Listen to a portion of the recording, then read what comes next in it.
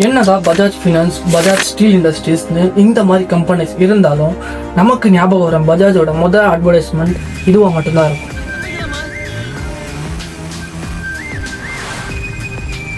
இன்னைக்கு வீடியோல இதை பத்தி தான் நான் சொல்ல போறேன். ஸோ வீடியோக்குள்ள போறதுக்கு முன்னாடி என்னோட இன்ஸ்டாகிராம் பேஜை ஃபாலோ பண்ணிக்கோங்க அண்ட் என்னோட யூடியூப் சேனலையும் சப்ஸ்கிரைப் பண்ணிக்கோங்க. வாங்க வீடியோக்குள்ள போ.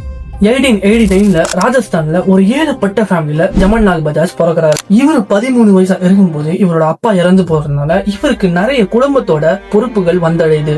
இவரோட படிப்பை முடிச்சுட்டு வெறும் 5000 ரூபாய் வச்சு ஒரு காட்டன் பிசினஸ் ஸ்டார்ட் பண்றாரு.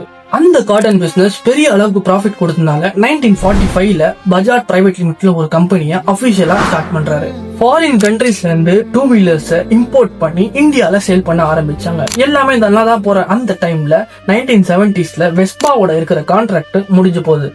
அப்போதான் இவருக்கு ஒரு யோசனை வருது, ஏன் நம்ம வெளிநாட்டுல இருந்து வாங்கி இம்போர்ட் பண்ணி இங்க சேல் பண்ணணும், நம்ம சொந்தமா மேனுஃபேக்சர் பண்ணி இங்க ஒரு 2 வீலரை லான்ச் பண்ணலாம்னு நினைக்கிறாரு. அப்போ அவங்க ஓன் மேனுஃபேக்சரிங்ல லான்ச் பண்ண பைக் பேர் தான் செட்டக்.